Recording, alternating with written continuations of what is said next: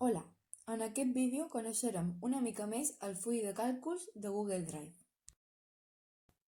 El primer és crear un full de càlcul, així que anirem al nostre compte personal de Google Drive.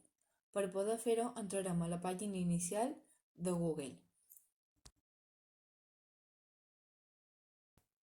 A la part superior del costat dret trobarem el menú, en el qual estan les eines bàsiques.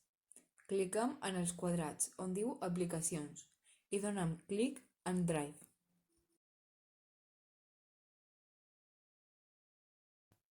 Una vegada dins del Drive, apareixerà en el costat superior esquerre un menú i li donarem clic a Nou. Aquí venen diverses opcions, com crear carpetes, documents, etc. Però nosaltres ens centrarem en l'apartat de full de càlcul de Google i clicarem sobre ell.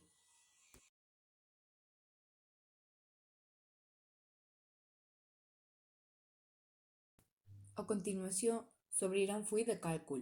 El primer que farem és posar-li el nom que vulguem. Per fer això, a la part superior esquerra surt una barra la qual diu Full de càlcul sense títol. Ens posem damunt, donem un clic, l'anomenem i li donem a Enter. Per poder obrir més fulles, simplement li donarem clic a la part inferior esquerra on surt el símbol més. Per canviar la configuració de la fulla, ens col·locarem damunt i li donarem clic dret, ja que s'obri un menú al qual ens dona diverses opcions, com canviar el color de la fulla, canviar-la de nom, duplicar-la, etc. Per poder canviar el color, li donarem clic a canviar color. Se'ns obrirà una taula de colors i triem el que volem. Apareix a baix a una petita franja. Per canviar el nom de la fulla, repetim el mateix procés, però en aquest cas cliquem sobre canviar el nom. L'anomenem i premem Enter. A la part superior del full de càlcul apareix la barra d'eines, a les quals veiem unes opcions que són fàcils d'usar i altres que són una mica més complexes. En aquest petit vídeo veurem les que són senzilles i bàsiques. Començarem per les de dalt de tot i anirem d'esquerra a dreta. Per començar trobem al costat de l'opció del nom l'icona d'una estrella.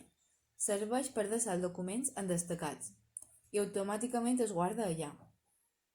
Per poder trobar-lo, només cal anar a Drive a l'apartat de destacats i obrir-lo. Al costat d'aquesta hi ha una carpeta amb una fletxa. S'usa per canviar el document de carpeta en el Drive. Més a baix trobam diversos apartats. El primer diu Fitxer. Si cliquem ens surt diverses opcions. Per compartir, moure, obrir, importar, fer una còpia, imprimir, etc. Si cliquem el botó Edita ens surten botons de retallar, copiar i enganxar i les opcions d'esborrar unes determinades files, columnes o caselles.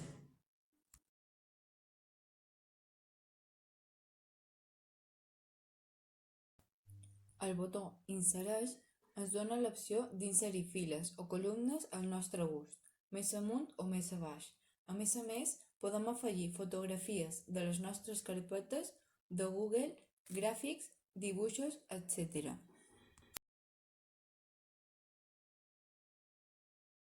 A la fila inferior, a la primera opció que ens trobem és la de desfer al costat de la de refer, les quals ens serveixen per tornar enrere o avançar si ens hem equivocat.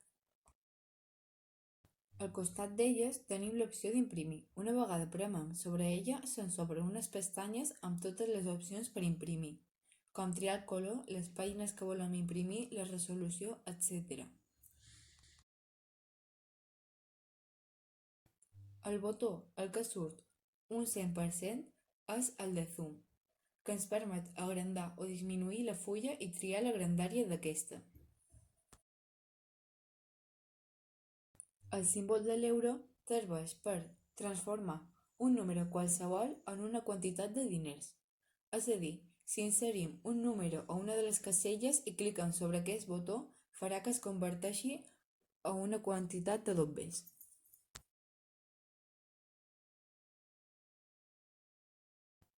El mateix passa amb el que trobam al costat, el símbol del percentatge. s'usa igual que el de l'euro, però en aquest cas el converteix en un percentatge. Els següents botons s'usen exactament igual que els anteriors, però aquests serveixen per eliminar o afegir posicions decimals als números que tinguem. El següent botó, el qual posa 1, 2, 3, serveix igual que els anteriors. Ens dona diverses opcions, com posar una data, un format d'hora, d'una durada, etc. Posam un número a la casella i clicam sobre el format que volem i el se transforma.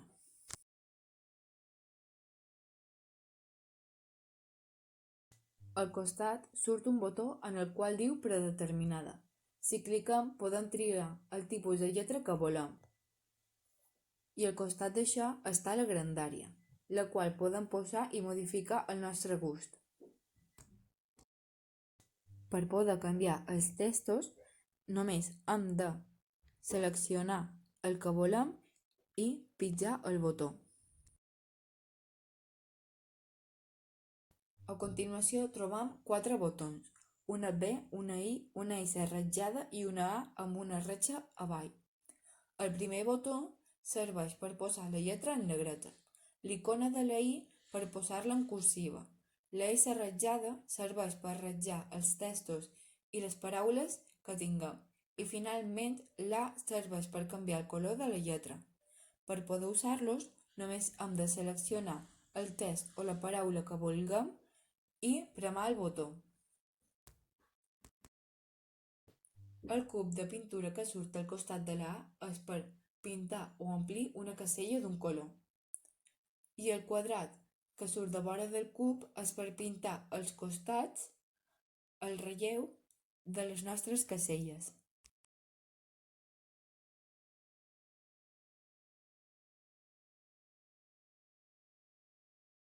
El botó amb les 4 ratlles serveix per posar l'alineació en horitzontal del text, que pot ser enmig, a la dreta o a l'esquerra, i la fletxa cap avall per l'alineació en vertical, que pot ser amunt, avall o enmig.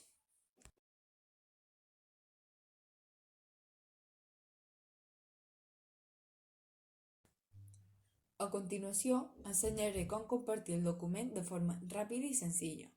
A la part superior del costat dret apareix un botó de color verd, en la qual posa Comparteix, i un cadenat tancat.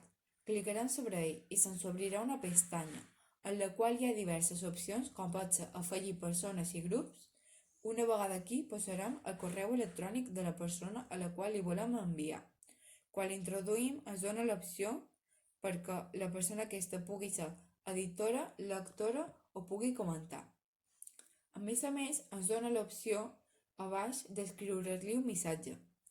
A continuació podem donar-li clic al botó Compartir i aquesta persona ja tindrà el document en el seu Drive. A més, si li donem una altra vegada el botó Compartir, també tenim l'opció de copiar l'enllaç, clicant sobre el botó Copiar l'enllaç. D'aquesta forma podrem aferrar-lo al lloc que vulguem i compartir-lo on vulguem. Una vegada aferrat a l'enllaç, podem entrar al document a partir d'ell. Només hem de clicar damunt. Això és tot per al vídeo d'avui. Espero que us hagi agradat.